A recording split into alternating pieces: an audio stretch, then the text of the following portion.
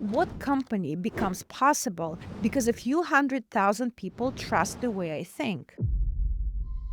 5 years ago, a creator monetized through sponsorships, ad revenue, and affiliate links. Today, the biggest creators look like startup founders. They hire executives, they build teams and products, they raise capital, they invest, they acquire companies, they ship software, they run half a dozen revenue lines at once. Their company isn't built around content anymore, it's built around an audience. And content is simply the engine keeping that audience alive and growing. And that completely changes the questions you ask. You stop asking, how do I make a better video? And you start asking, what company becomes possible because people trust the way I think?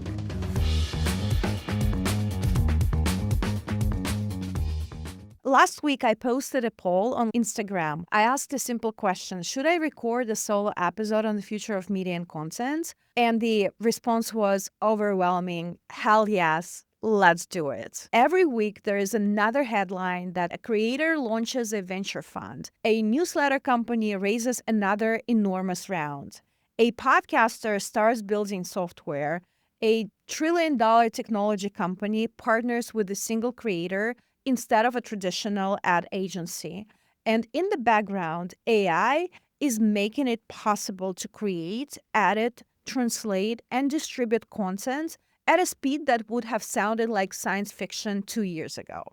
For months, I couldn't stop thinking about all of those stories and development, not just because I run the J curve and I'm always trying to, grow the platform, more downloads, more views, more subscribers, but because I started to suspect these headlines aren't separate stories at all. They're symptoms of all the same structural shift. And the more I sat with it, the more I landed on one sentence: the unit of value has changed. 5 years ago, a creator monetized through sponsorships, ad revenue, and affiliate links. Relatively simple. Today, the biggest creators look like startup founders. They hire executives, they build teams and products, they raise capital, they invest, they acquire companies, they ship software, they run half a dozen revenue lines at once. Their company isn't built around content anymore. It's built around an audience. And content is simply the engine keeping that audience alive and growing. And that completely changes the questions you ask. You stop asking, how do I make a better video? And you start asking, what company becomes possible because a few 100,000 people trust the way I think? For most of the last 15 years, creators optimized around what I'd call the primary artifact. If you were a YouTuber, your entire job was to make the best possible YouTube video. If you were a podcaster, everything revolved around publishing the best possible episode. Writers optimized the article, TikTokers optimized the 15-second clip. Every platform had its product, and success meant making that one product perform. Everything else was treated as promotion. You cut clips from the podcast to send people back to the real episode. You posted on X so people would click on the YouTube link. You sent a newsletter to announce the article. All of that supporting content existed to funnel people toward the main events. That mode made complete sense, and I think it's now becoming obsolete. The primary artifact is no longer the most valuable thing you make. In fact, I'd go further. I think it's quietly becoming the least valuable thing you make. Take a podcast. Most of us still talk about the podcast as if it's the business. We measure downloads, watch time, sponsors, but I've stopped thinking about podcasts that way. I think podcast is something else. It's the highest fidelity capture of an idea. It is the richest version of a conversation. It's where a story unfolds naturally, where an unexpected insight shows up because two people pushed on each other's assumptions for 90 minutes or whatever instead of 30 seconds. But here's what I realized. The moment that conversation ends, I don't just have a video file, I have a transcript. Tens of thousands of words, arguments, frameworks, analogies, jokes, a moment where someone got vulnerable, first principle thinking. I have structured knowledge that for the first time in history, a machine can actually read, understand, categorize, translate, and reshape. And that changes everything because one conversation no longer produces one piece of content. One conversation can now produce an entire ecosystem. The same 90 minutes become a long form episode for people who want a depth. It becomes 5 LinkedIn essays for people who'd rather read than listen. It becomes an Instagram carousel that explains one single framework. It becomes 10 short videos, each telling a complete little story.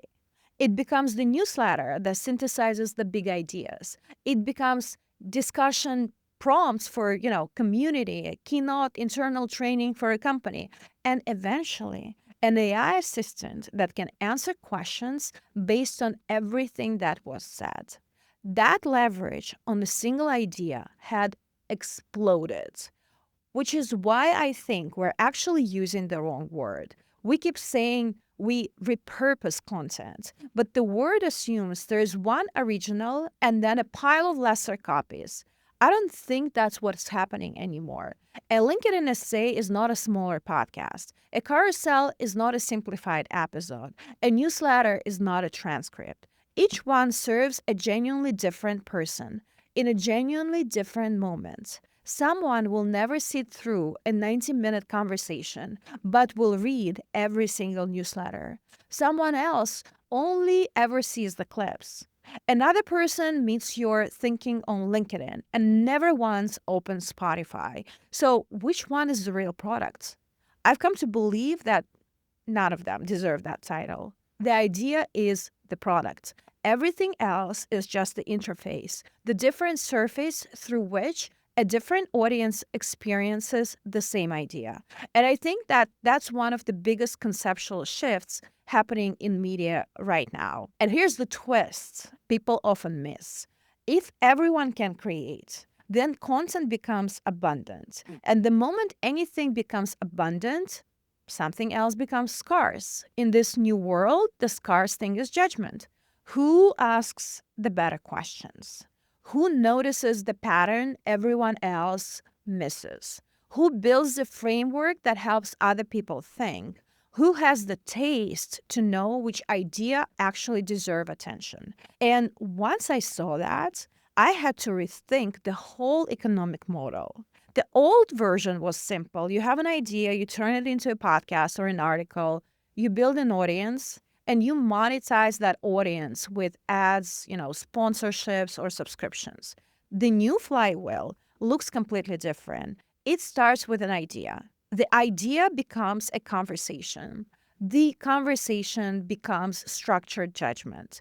AI helps express that knowledge across dozens of native formats. Those formats create discovery across every platform.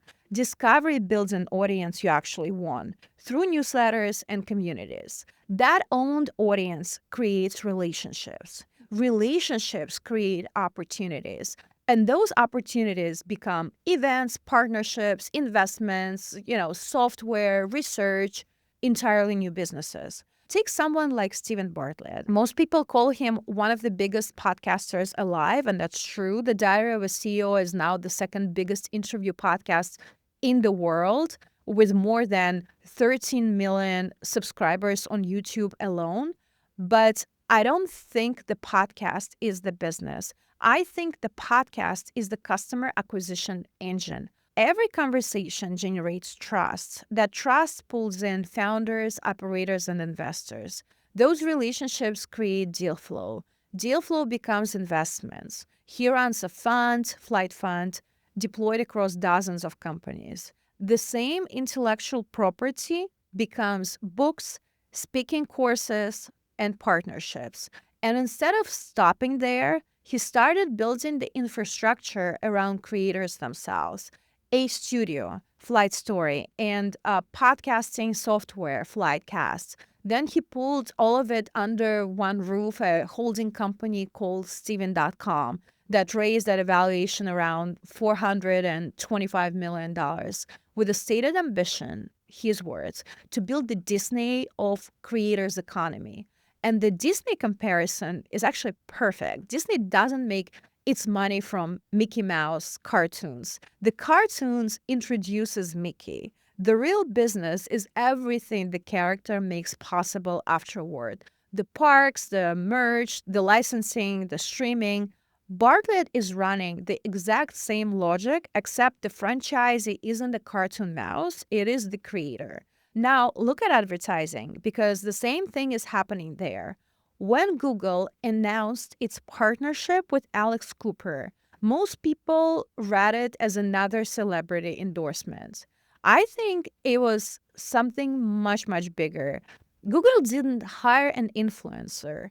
It partnered with the creator native media company, Cooper's company Unwell, which now has around 100 employees, its own creative agency, a production arm, a whole podcast network. Google can buy essentially unlimited advertising impressions. What it cannot buy is years of accumulated trust with millions of young women. Cooper already built that, so Google isn't buying an audience, it's renting trust. And look at how the deal is structured because that's the real tell. Google didn't ask her to read an ad.